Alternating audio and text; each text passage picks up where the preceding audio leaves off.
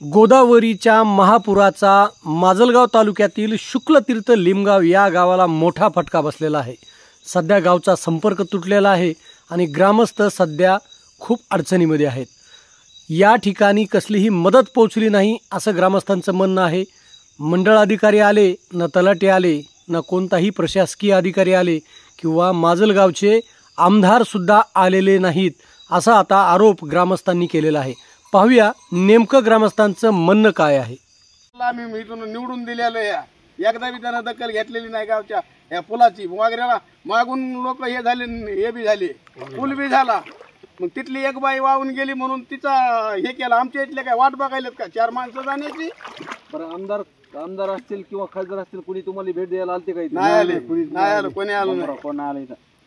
आम्ही इथं आमचं तर आम्हाला कळायला झालंय काय करावं। येतात आणि पलकून जाते, पलकून काय करायचं? जाऊन इकडे मध्ये आणा म्हणा।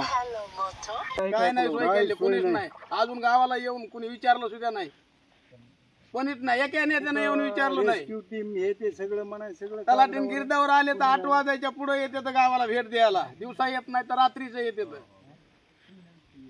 40 लोक गावात बेमार येतात, त्याची न्यायची सोय नाही, सोय नाही। डिलेव्हरीचे पेशंट आहे, म्हातारे माणसं आहेत, काय न्यायचं कसं आम्ही? कुणासाठी मागायचं? ग्रामसेवक आणि तलाठी हे बी कुठे पताच नाही। मुख्य मागणी एक आहे, हे तर रस्ता झाला पाहिजे, पूल एसीचा। आणखी दुसरी मागणी जे गावात पाणी शिरलंय, जे माजल गावात राहणाऱ्याला माहित नाही गावात कुठवर पाणी आलंय, माऊली फाटीवर राहणाऱ्याला माहित नाही, कलेक्टरला तिकडच वापस लावतेत, PSI ला वापस लावतेत। गावात सगळ्या गुडघ्यावर पाणी होतं, पूर्ण गावात पाणी आहे। नुकसान किती झालं आता गावातलं? नुकसान जीवनावश्यक वस्तू सगळ्या भिजून गेल्यात, त्यात काही राहिलं नाही, पीक राहिलं नाही, डाळ नाही, नुकसान तर शेतकऱ्याचा आकडा सांगता येत नाही। पण घराईनं पाणी तुटून भाकरी कराय पुरतं सुद्धा पीक शिल्लक नाही, एवढी हालाकीची परिस्थिती। गावात एखादा माणूस जर बिमार पडला आजारी, त्याला न्यायचं कसं? इथं सरकारी यंत्रणा पाहिजे का नाही? काही नाही तसं, काय नाही सरकारी यंत्रणा इथं आपल्या इथं। नुसते आमदार खासदार येतात, आमदार येतात, कुणी येतात, नुसते पाणी करून बघून जातात।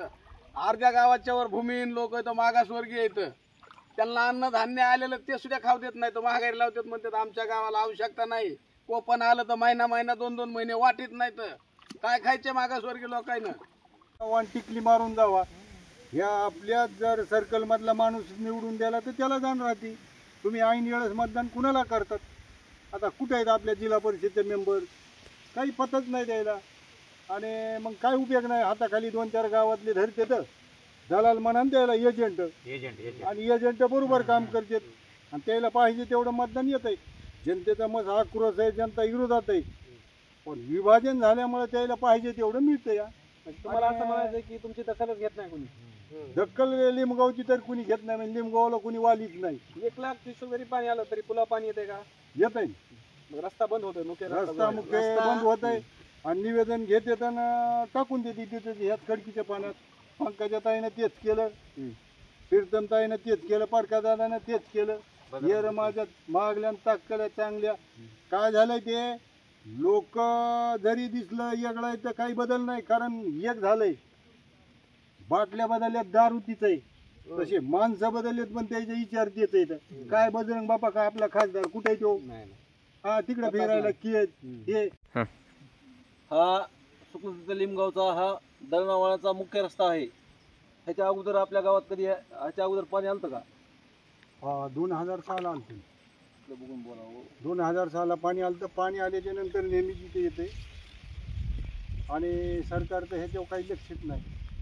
शासनानं काही याची जायची सोय केली का? काय नाही, काय ते तलाठी नाही, तलाठी नाही, ग्रामसेवक नाही, आणि आमदार साहेब तर कुठेच काही पताच नाही, कारण त्यांच्या शेतात पाणी गेलं नाही। माझ्या माहितीप्रमाणे त्यांचे सीताफळ चांगलं आले, रामफळ आलेत, ड्रॅगन फ्रूट या, आणि त्या कडावर शेती या। चांगल्या घरचा माणूस आहे, त्याला काही घेणं देणं नाही, काही नाही, काही नाही।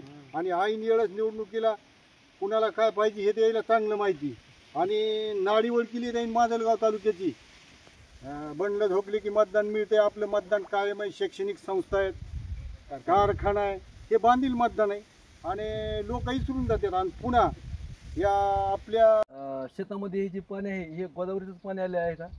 हा, हे पाठीमागे जे आपण बघतात ते गोदावरीचंच पाणी आहे, आणि हे गोदावरी सोडून 1 किलोमीटर अंतराच्या पेक्षा जास्त पाणी आलेलं आहे. आणि तुम्ही पाहू शकता, हे माझी सोयाबीन आहे. सोयाबीनमध्ये आता सध्या पाणी आहे आणि पाणी वाढलेलं आहे. शासनाने तशी तर 1 लाख रुपये मदत द्यायला पाहिजे, पण कमीत कमी शेतकऱ्याला 50,000 रुपये तरी मदत मिळावी अशी माझी इच्छा व्यक्त करतो मी. हे शेतकऱ्याचं असं म्हणणं आहे की शासनाने जी 8,500 रुपये मदत दिलेली आहे कोरडवाहू शेतकऱ्याला हेक्टरी, ही यांना अजिबात परवडलेली नाही आहे. यांचं म्हणणं आहे की कमीत कमी 1 लाख रुपये हेक्टरने शासनाने मदत जाहीर करावी, असं शेतकऱ्याचं म्हणणं आहे. शुक्लतीर्थ लिमगावचे शेतकरी विष्णू शेळके यांच्या शेतामध्ये गेल्या 8 दिवसापासून 2.5 एकर सोयाबीनमध्ये 10 ते 5 फूट पाणी आहे. त्यापूर्वी बी आला होता, पण यावेळेस पाणी जास्त आहे जरा आणि तीव्रता पाण्याची जास्त आहे. माझ्या शेतात आजही 15 फूट पाणी आहे सोयाबीन आणि कापूसमध्ये, त्यामुळे नुकसान भरपूर झाले. तुम्हाला सोयाबीन तुमची 2 एकर आहे, तुम्हाला खर्च किती आलेला आहे सोयाबीनला? मला 2 एकरसाठी 30,000 रुपये खर्च आलेला आहे आणि भरपूर नुकसान झालेलं आहे. शासनाने तुम्हाला मदत दिली आहे का आतापर्यंत काही? अजून काही शासनाची मदत मिळालेली नाही. आता कधी मिळेल याची आम्ही वाट पाहत. अत्यंत तुटपुंजी अशी मदत आहे. शासनाने आम्हाला कमीत कमी 50,000 रुपये हेक्टरी मदत द्यावी अशी इच्छा आहे आमची. महाराष्ट्र टुडे चॅनलला आत्ताच सबस्क्राईब जरूर करा.